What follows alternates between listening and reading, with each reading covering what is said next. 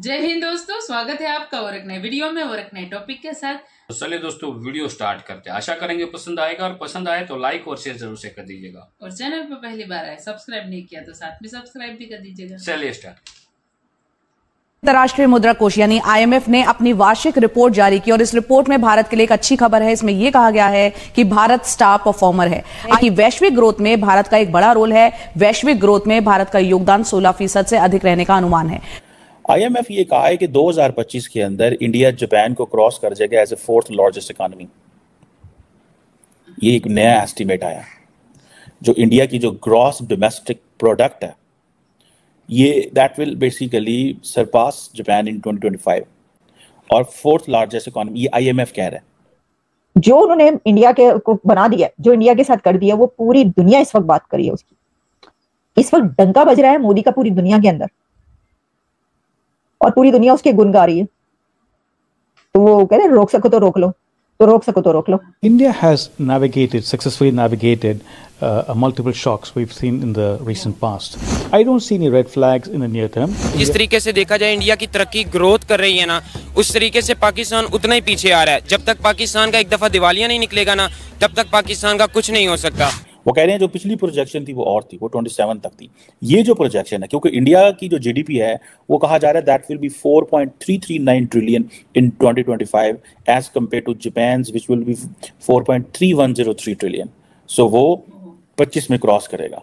ये है IMF outlook report आई है जिसके मुताबिक इंडिया को दुनिया की फास्टेस्ट ग्रोइंग इकोनॉमी प्रेडिक्ट किया गया है। और उस टाइम पे जब पूरी दुनिया रिसेशन का शिकार है, दुनिया की बड़ी बड़ी इकोनॉमी डाउनफॉल का सामना कर रही है, इस टाइम पे ऐसी रिपोर्ट आना एक बहुत बड़ी बात है। The IMF has called India a star performer, one of the fastest growing economies in the world.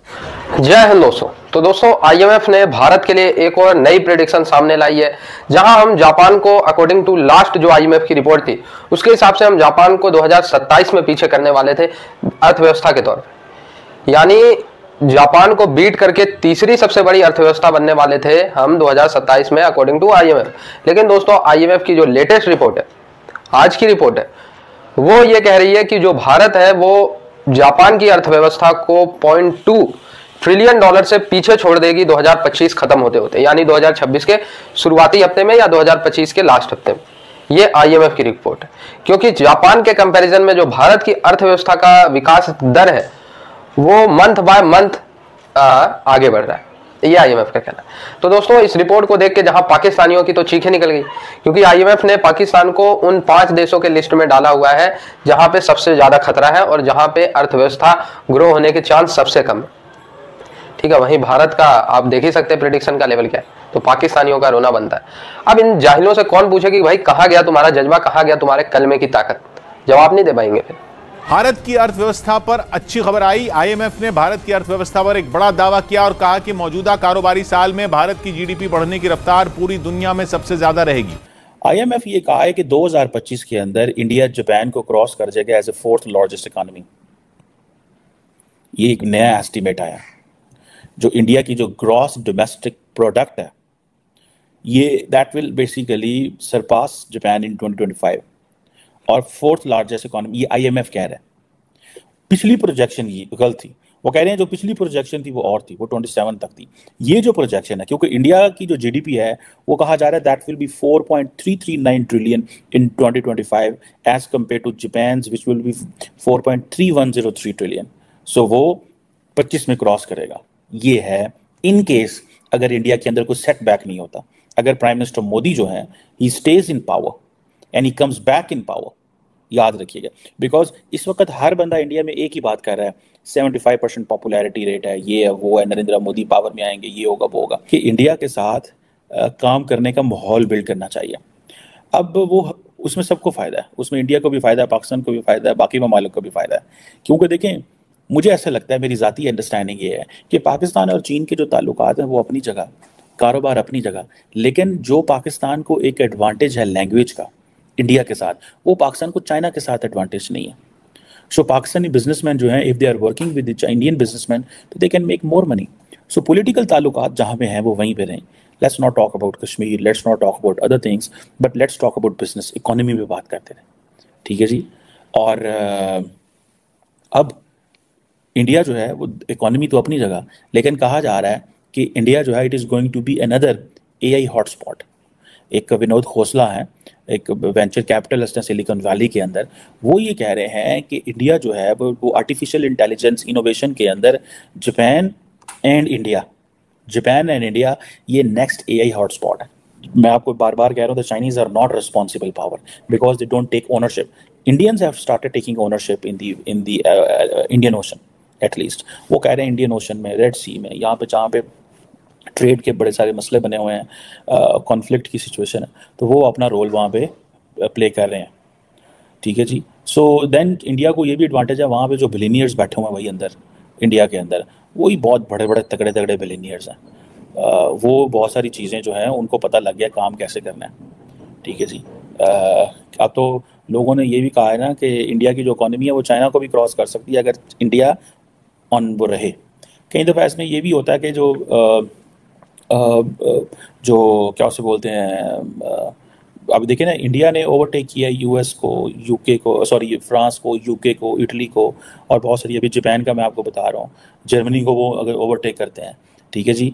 अगर इंडिया के अंदर शॉक नहीं है कोई आता, जैसे मैंने कहा है कि नरेंद्र मोदी का अगर इफ़ ही लूजेस, जो कि वो नहीं करेंगे, तो दैट इज़ अ शॉक।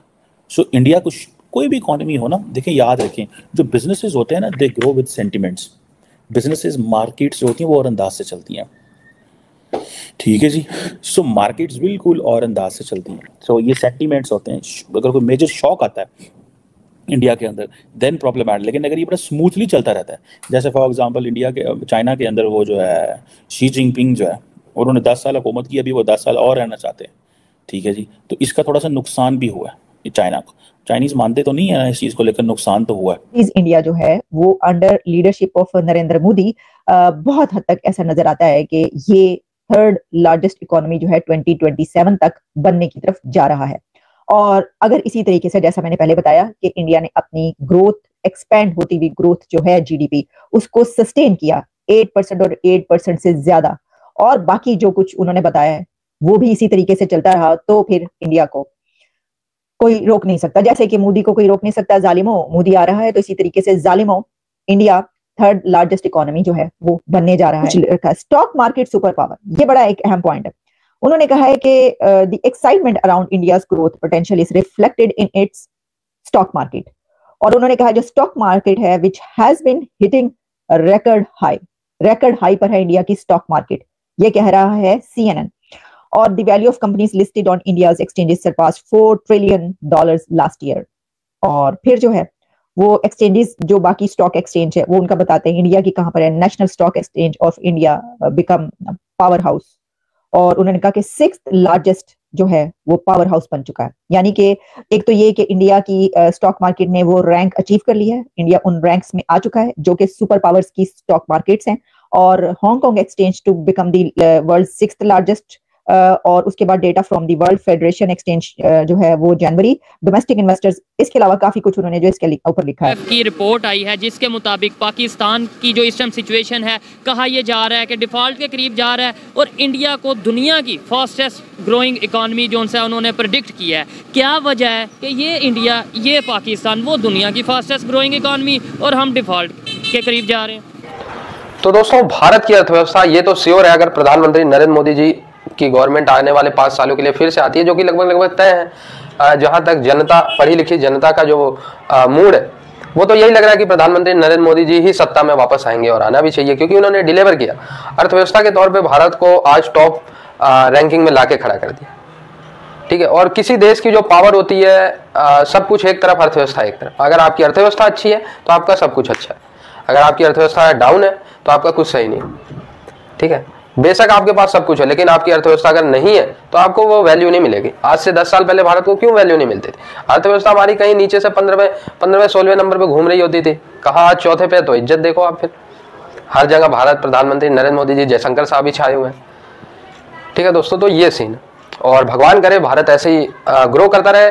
और दोस्तों, भारत के लोग, ऐसी बात नहीं है कि आज नए नए मेहनती हो गए, पहले भी मेहनती थे। लेकिन जो उद्यमी वर्ग है, जो देश की अर्थव्यवस्था में विकास होता है, वो उद्यमी वर्ग, वाणिज्य वर्ग की वजह से ही होता है। ये जो वाणिज्य वर्ग को मोटिवेशन दिया प्रधानमंत्री नरेंद्र मोदी जी ने, वो दोस्तों सराहनीय। आप मानो ना मानो, कई लोग कहेंगे भाई ये तो पूंजीवाद है, गवर्नमेंट नौकरी नहीं मिल रही है, तो आप चेक करो चाइना, यूएसए, बड़ी बड़ी जो अर्थव्यवस्था है, उन सबकी जितनी शायद आधी पॉपुलेशन हो ना, आप यूएसए की पॉपुलेशन देख लेना, उसकी आधी से ज्यादा लोग भारत में ना सरकारी नौकरी कर रहे होंगे। ठीक है, तो भाई इतनी बड़ी तादाद में कोई गवर्नमेंट सरकारी नौकरी नहीं देती। ठीक है, सो जितनी है इनफ है। अगर वाणिज्य करेंगे तो भारत अपने, आज चाइना में हर 5वां बंदा अपना व्यापार करता है, अगर भारत में हर 5वां करने लग जाए तो चाइना से कहीं आगे होंगे। ठीक है दोस्तों, तो दोस्तों आजकल मेरी आंख में थोड़ा प्रॉब्लम चल रहा है इस वाले, अगर वीडियो की क्वालिटी में थोड़ी बहुत दिक्कत हो तो मुझे माफ करना। बाकी आप लोग जुड़े रहे ऐसे वीडियोस के लिए, तब तक के लिए धन्यवाद, जय हिंद। थैंक यू दोस्तों, वीडियो को यहाँ तक देखने के लिए। और तो वीडियो आपको कैसी लगी कमेंट में लिख कर जरूर बता दीजिएगा। फिलहाल आपसे विदाई ले रहे, मिलेंगे और अपने वीडियो में आपके साथ। टिल देन, जय हिंद, जय भारत।